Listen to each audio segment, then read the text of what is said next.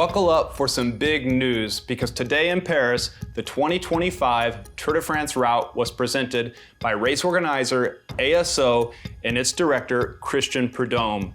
First up, it's the women's race, a battle in its own right, set to run from July 26th through August 3rd, 9 stages. Demi Vollering will be back with a new team, FDJ, and hungry for revenge, while Kasia Niewiadoma defends her 2024 title. Mark it on your calendars. This is going to be an intense showdown. Now over to the main course, the men's race, 21 stages over 3 weeks, packed with action. But here's a twist. The first week actually runs 10 days long. Normally, the riders would rest on a Monday, but that Monday falls on July 14th. So this year, not a chance because it's a national holiday.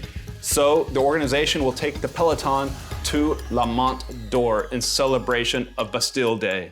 Let's go over some of the key dates and stages in this 2025 tour. Well, it starts in Lille on July 5th up in the north and wraps up in the north at the capital in Paris on July 27th, but we have a lot of racing between there. We'll see the sprinters shine on some stages, but the real talk in Paris today was all about the mountain stages. We've got 2 time trials that will be critical for the GC battle. The first on stage 5 in Cannes on July 9. The longer, flatter race against the clock that will test each rider's form. Then, on Friday, July 18, stage 13 brings a brutal mountain time trial in the form of Peyragudes, an almost 15-kilometer ascent that'll be a true test of climbing power and pacing at high altitude. Now, I said we'd talk about the mountains, right? This tour is all about the climbers. Every summit, every ascent will count.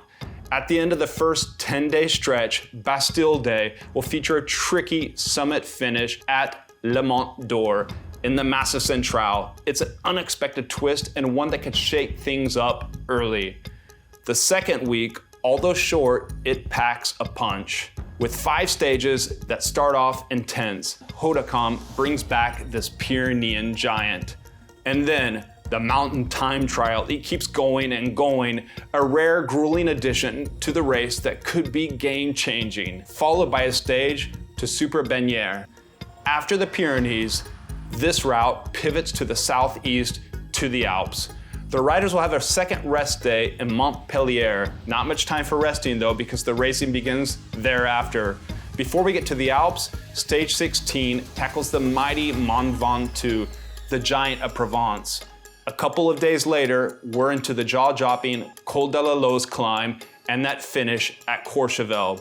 That climb, it's narrow, steep, and unforgiving. And then, still in the Alps, the riders will face La Plaine, a climb that's relentless as it is scenic. As we approach the final, that last day in Paris, expected to be a sprint finish on the Champs-Élysées, the organization throws at us one of those tricky stages in the Jura mountain range.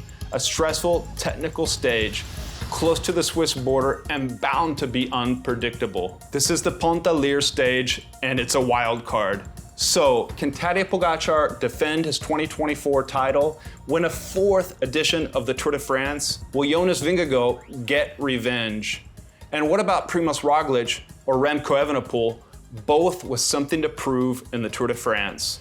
The tour organizers have laid out an incredible canvas for the riders to paint their legacies. It's going to be a July to remember.